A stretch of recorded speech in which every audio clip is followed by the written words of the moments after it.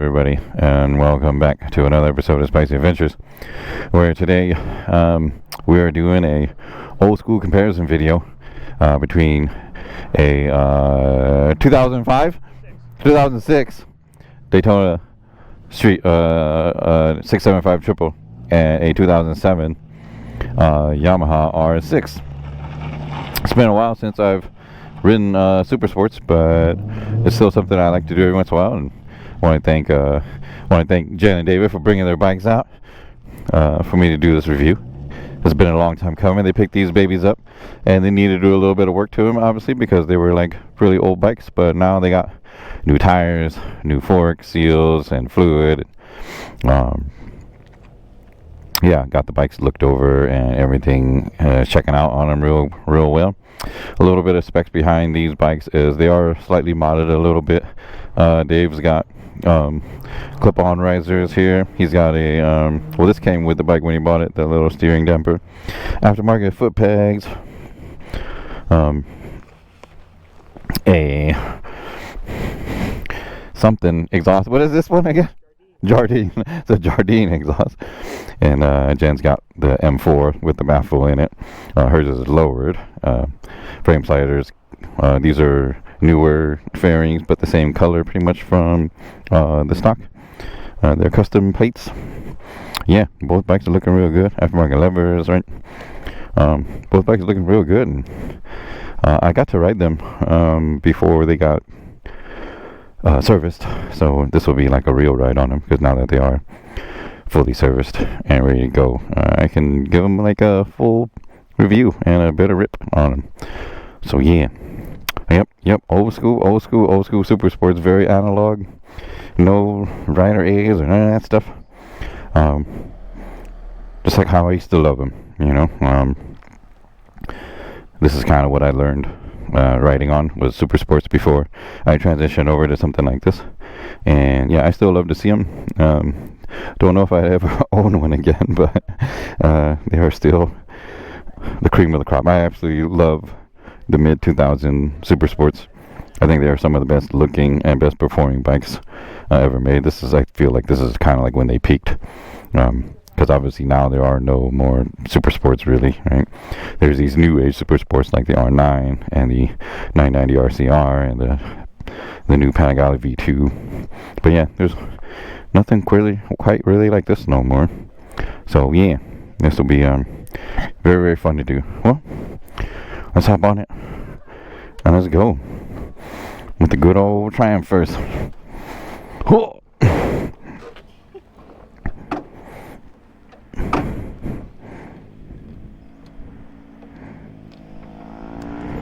So with these Triumph bikes, a lot of supermoto guys today, when you flip on the on switch, like nothing turns on, right? And then once you flip your ignition key switch down, then everything turns on, and then you're good to go, and then you can fire her up. And she shoots up really well. So I like these old Triumph displays. You can see it has like a neutral light here, right? Your high beams, your signal. It has a gas light. A temperature gauge, your clock. It's got an old school tack here. Kind of wish it was a little bit bigger, but it's fine. Like the R6 one, I'll compare that one when we get there, but the R6 one is much bigger, the tack, and you can kind of see it a little bit easier, but this is still fine. Alright, well, let's have at it. Oh, it does have a gear indicator right there at the top left, right there is your gear indicator. The R6 does not have one though. I love these old super sports because of the way that their clutch feel is. They're usually very stiff, and you could get a lot of feedback from the clutch. There's a couple of fast guys.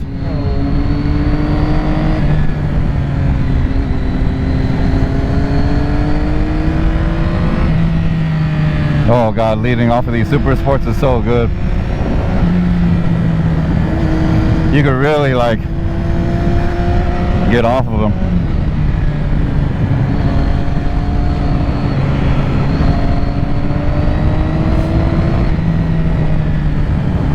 Oh, this bike rides so much better than it did before. I'm really digging these clip-ons. They're pretty good. They're a little wider. They sit up a little higher.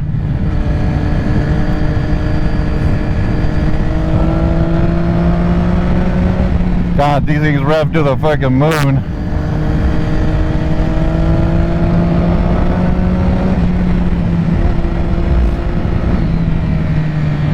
The Super Sport riding position is very uncompromising, but it's also very focused.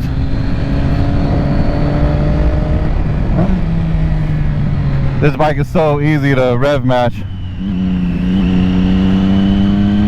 Throttle's a little jerky for being old school cable throttle.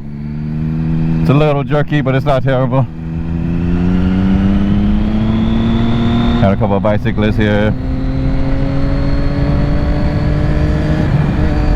So tipping feels pretty typical Super Sport, you know.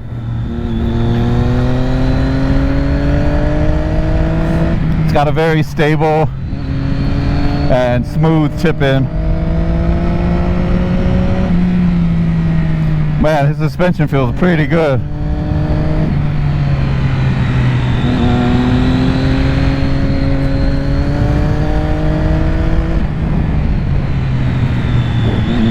Change of direction is nice on this bike.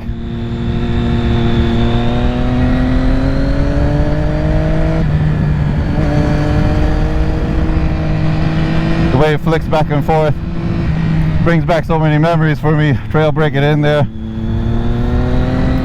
The brakes are very good for being a 20-year-old bike. No quick shifter, no auto blippers. You gotta do everything yourself on these bikes. Kind of makes you feel like a really good rider. There's a double blip down in the first. Oh man, I missed that.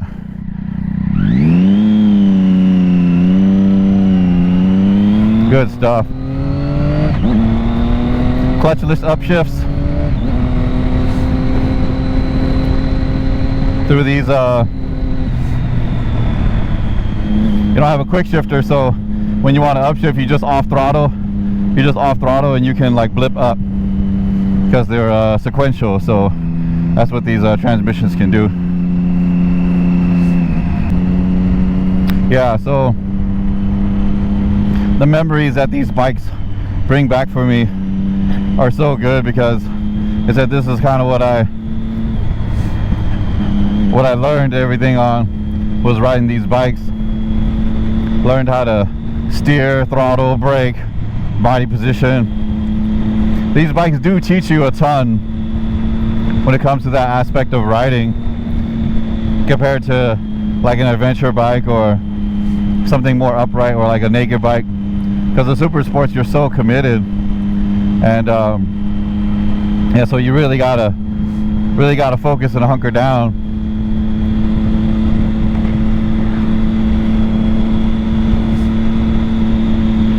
So like when you actually lean off the bike, like you actually have to really lean off the bike, you know.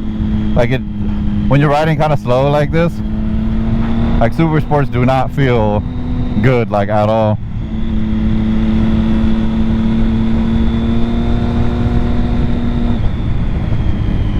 Can't believe this guy's not pulling over for me. It's fine.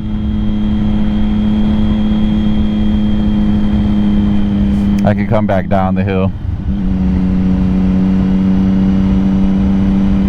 Yeah, but this triple engine is really smooth, and the power delivery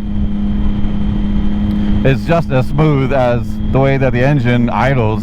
It's really interesting.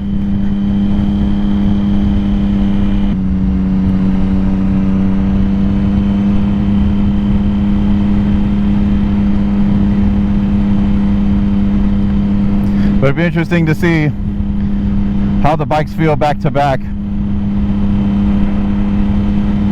I've never gotten to ride a 675 and an R6 back to back before, so that's going to be really fun to do.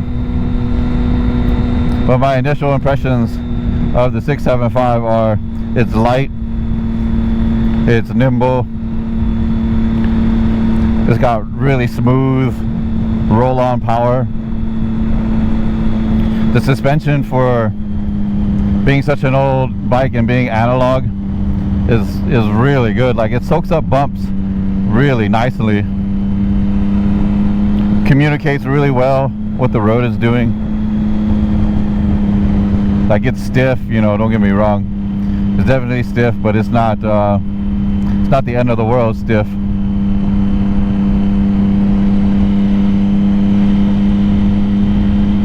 We'll pull over here because this guy is not doing anything I want him to do.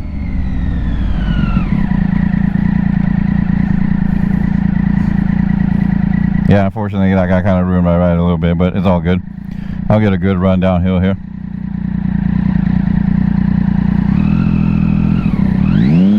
Yeah, so one thing.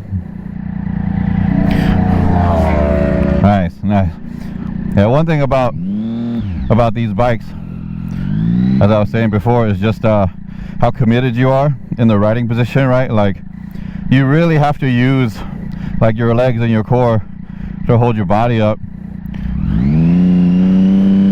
which is really nice to me.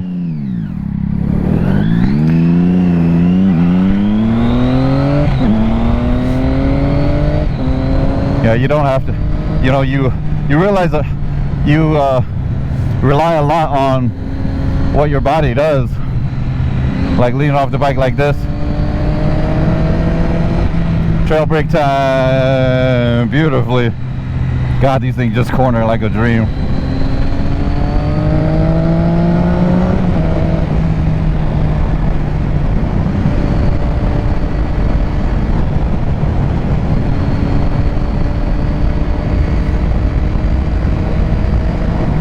The bike, for being such an old bike, feels so stable in the corners.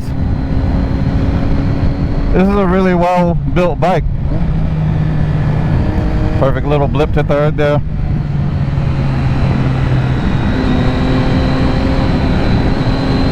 God, I've missed the way that feels coming around corners. It's so good.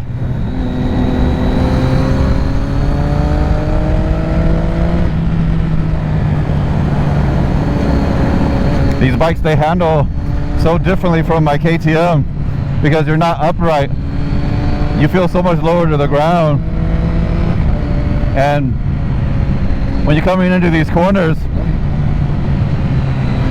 you know, like you feel like you're leaned over a lot less because you're so much lower to the ground.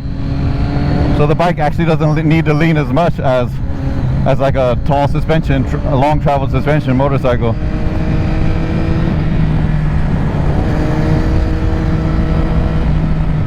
The Triumph did an excellent job with the way this bike feels when it's in between your legs. Everything feels pretty natural, like it's everything's right where I kind of want it to be when it comes to the. I mean, I know he's got aftermarket bars and foot pegs, but it's still pretty spot on. You know, just a few millimeters make a huge difference. And David, being a taller guy,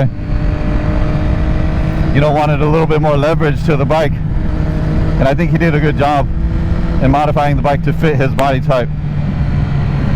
As for me, I'm only like 5'6", 150 pounds, so I fit on almost any Super Sport really nicely.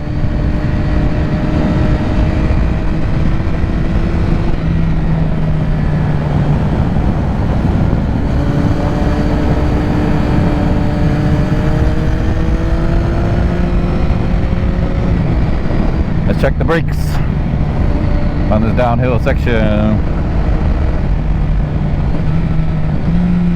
God, this bike is so easy.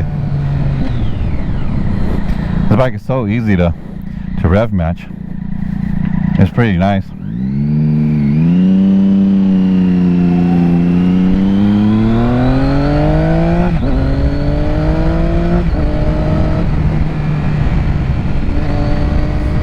See how it handles the tight stuff going downhill. God, it's so easy to flick back and forth.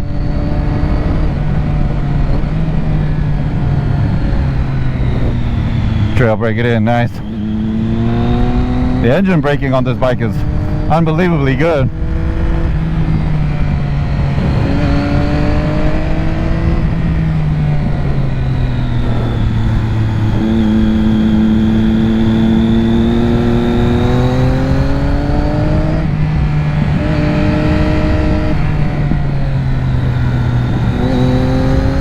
And he's got this aftermarket seat on here that's actually really nice.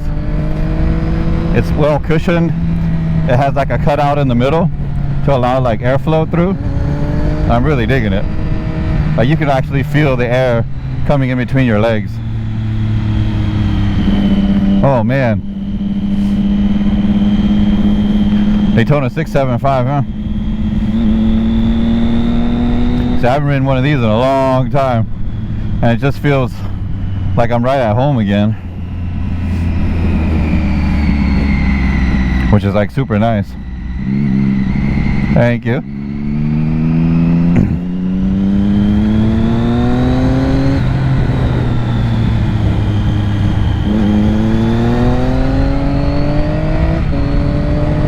God, those clutchless upshifts are so good.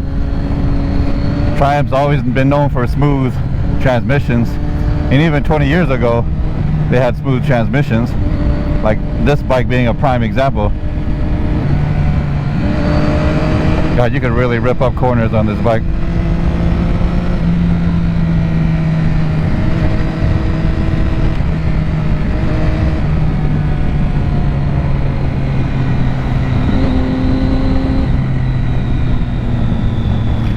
Yeah, so some of my favorite things about this bike on this short little first ride is the suspension. Right, this suspension is really good. This can handle like an amateur track day all day, right? Because most of us that ride the street and ride track like part-time, like we wouldn't be able to outride this suspension. The transmission is super smooth for not having any assists. Like there's no slipper clutch or anything on this bike, and it still translates all the information that I wanted to, which is like really, really good. All right, R6 time. Oh, this thing's low. Thing's low to the ground. I haven't ridden a lower bike in a while. The last lower bike I rode was like a 2011 or 2012 Gixxer, my friend Tara's bike. Dude, it idles so much better. Yeah, she said before when it didn't have the baffle in it, this bike was just like terrible at idling, and now it's just like it just fires up and it just sounds like buttery smooth, which is nice. So good job, baffle. Oh, her clutch is way grabbier than yours. Yeah, it just grabs.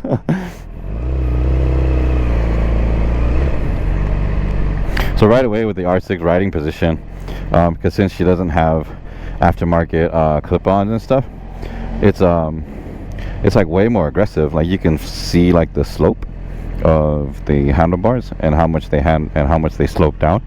So we'll have to see how much like that actually affects the riding position and riding feel, right? Because that's kind of more what I'm used to. I've never ridden a super sport with modified clip-ons like David's 675 before. So yeah, so now we're back to a more stock setup here, and we'll see how this goes.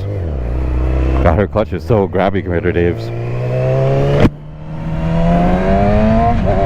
Oh, this sounds so much better though. The inline fours, the way they scream, oh god.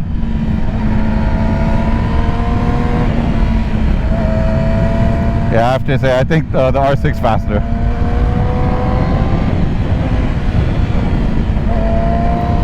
Her throttle is just about as twitchy.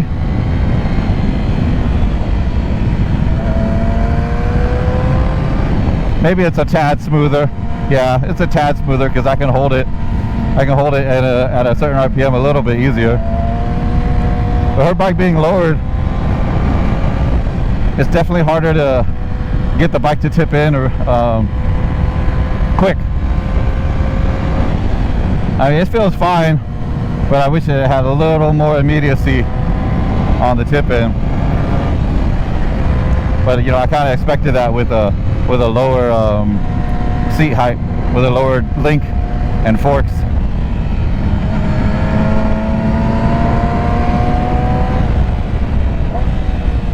Very smooth on the downshifts there too.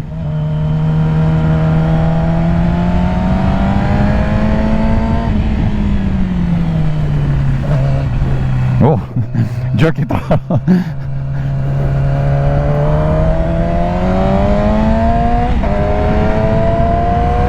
God, the way these old Japanese four-cylinders sound, it's so addicting.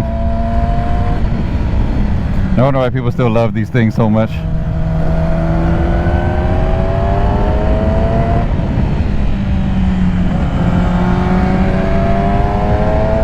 Yeah, so I definitely feel like I don't have as much leverage to the raised clip-ons like on David's 675, but it's not like super hindering or anything. It's fine.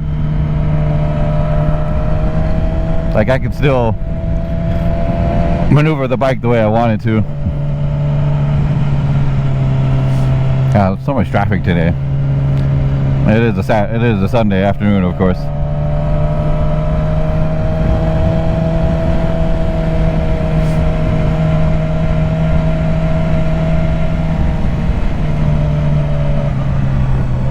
Thank you.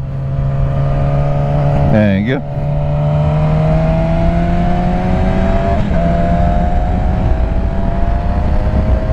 Change of direction. It's nice. Flickable. Even with the lower suspension, it still goes over bumps just fine. Now this bike has no gear indicator, so you kind of have to like remember what gear you're in.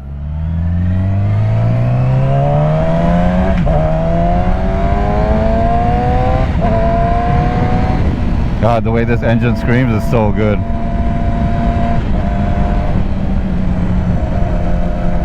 It sounds like you're going 1,000,000 miles a minute.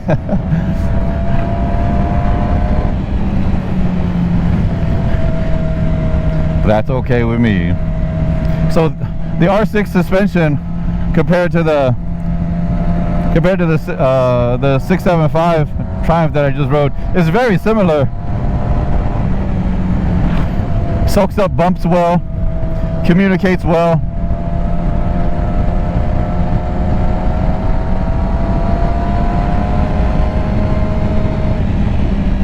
If anything, I might say it feels a little softer. You know, and I don't know, that could be just like their settings that they have, right? On their rebound and preloads and stuff like that. I know David's bike was retuned a little bit after he got the forks and stuff done. I don't know if Jennifer's bike had any work done to it after she got the forks redone. But gosh, this bike feels good. Been a long time since I've ridden an R6 like this in the hills. And we got these freaking cars in our way and don't know how to pull over and stuff. Oh, thank you, my guy. Thank you so much for that.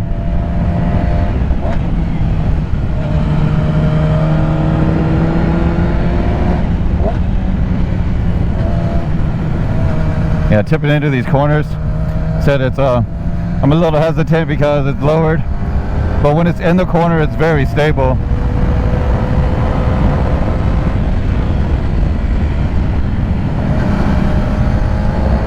Talk about feeling low to the ground. Holy crap, this R6 feels really low to the ground when you're leaned over.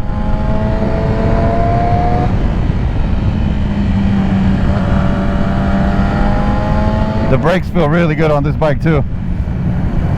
Like for OEM brakes, man, it's more than enough to stop on the street, you know.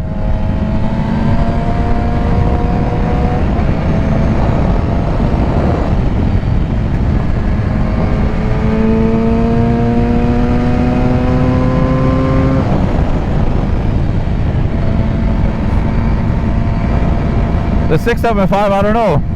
I think the 675 feels peppier, actually. The R6 feels initially stronger, but when I'm opening the throttle, the 675 feels stronger. And the 675 is such a light bike with around 120 horsepower or so. So that's yeah, that's interesting. That the R6, initially the R6 felt faster, but now that I'm getting to kind of ride them around a bit, the R6 does not feel as strong. Oh yeah, her clutch is way better than before.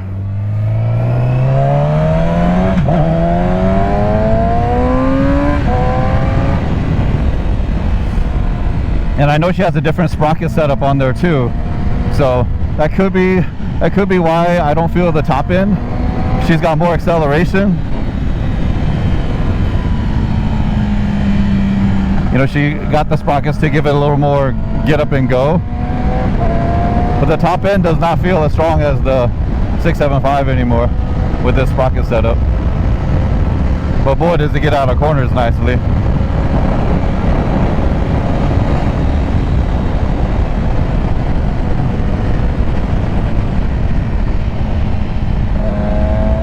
Making sure my camera's still on. I feel more confident going into corners on the R6 though.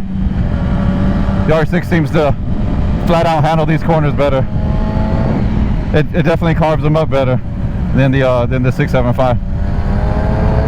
I feel way more confident with this bike.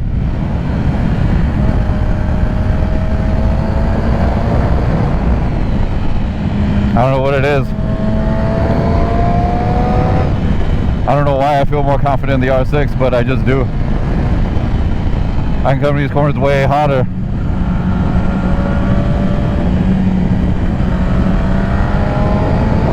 I feel much more confident leaning the bike over. The bike feels better on the side of its tire than the 675 does. At least in my eyes. I'm sure other people will disagree, but not for me.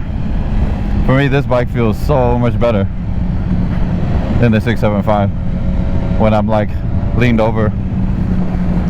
You know, when I say feel better, I mean like road feedback and grip. I can feel the grip better on this bike.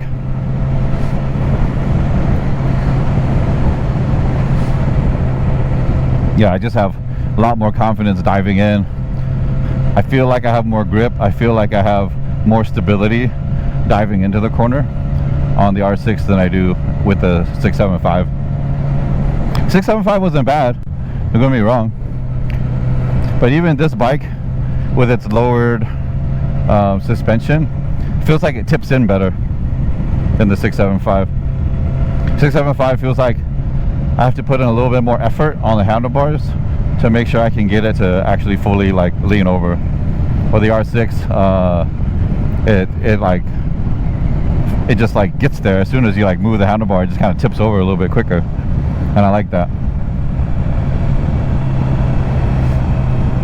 So I'm not going to be able to really test the brakes coming in here like I did earlier with the 675, but it's all good.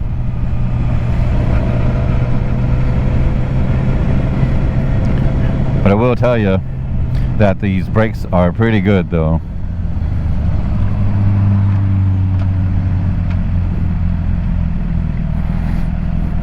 I do wish they were a GP shift, but that's okay.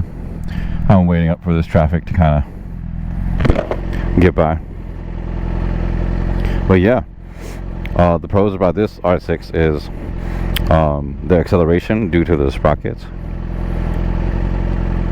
and the way that the bike tips in. Like I said, it is much more confidence inspiring to tip in with this bike than it is with the 675. The 675 felt, I wouldn't say lazier, but it felt much more high effort to tip into a corner versus this bike. This bike just wants to just fall in line. Yeah, I mean that's why this bike has been such a popular track bike for so long, and it still is, you know. All right, let's go. Give him a little bit of time.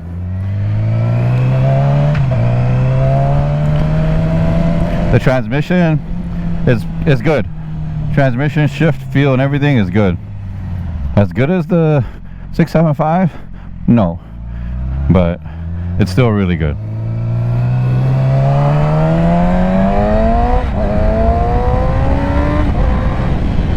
Yeah, I think the pickup on this bike with the sprockets is actually really nice. Yeah, see, I can flick this bike around a little quicker, feel a little bit more confident coming into these corners on the on the R6 than I do with the 675.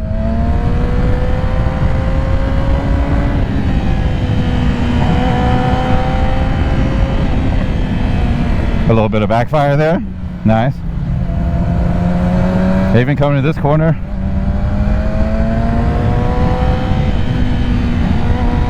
there's a little bit more stability, on the R6. And when you're getting on the throttle on this bike, coming out of a corner, like the confidence level is really high.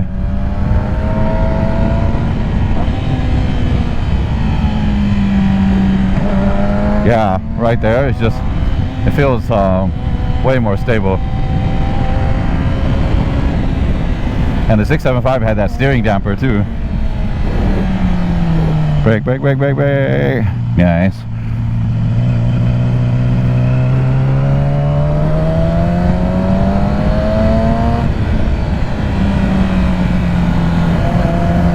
Yeah. Yeah, the way that this bike feels is just like, it's just so nice.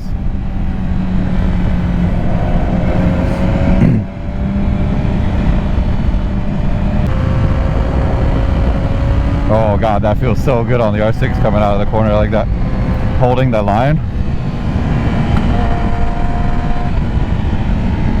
What is that noise? I keep hearing something, but I'm not sure what it is. On my right side over here.